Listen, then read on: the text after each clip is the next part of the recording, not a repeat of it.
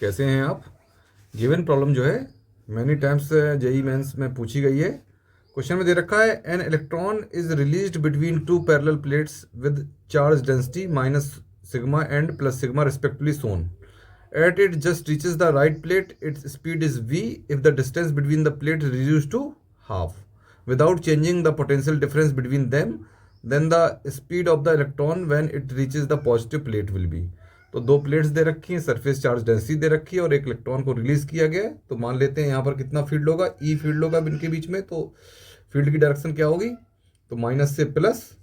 तो जो हमारा इलेक्ट्रॉन राइट हैंड साइड को मूव करेगा और हम मान लेते हैं कि इसके बीच में कितना एक्सेलरेशन है, ए एक्सेलरेशन के अंदर प्रोड्यूस होगा।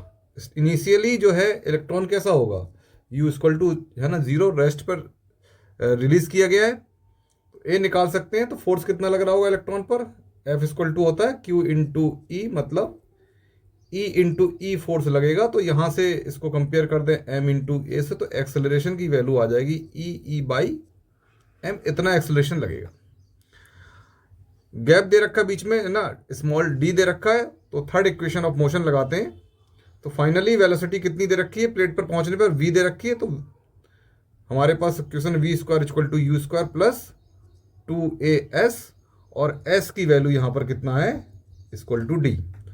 तो पुट करेंगे तो ये आएगा v स्क्वायर, यू स्क्वायर की वैल्यू क्या है 0, तो ये आएगा 2ad। तो v की वैल्यू आ गई अंडर रूट 2ad, ये v निकल के आ गया।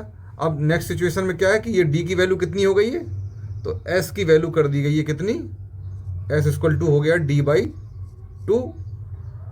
फिर इसको लगाते हैं थर्ड इक्वेशन, इसी वाली इक्वेशन को लगाते हैं। तो v square equal to u square plus 2as को लगाना होगा और इसमें v है ना को अब मान लेते हैं हम क्या, v1 है। तो ये v1 square equal to you क्या होगा 0 प्लस 2a और s कितना हो चुका है अब d बाई 2। तो ये हो जाएगा d बाई 2, 2 से 2 कैंसिल आउट हो गया।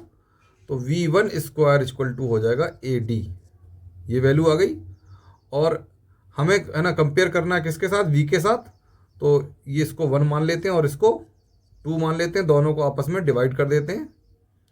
तो ये v1 की वैल्यू आ जाएगी अंडर रूट ad। तो ये 1/2 कर देते हैं, डिवाइड करें तो ये देखेंगे क्या आएगा, v upon v1 equal to under root 2ad upon under root ad।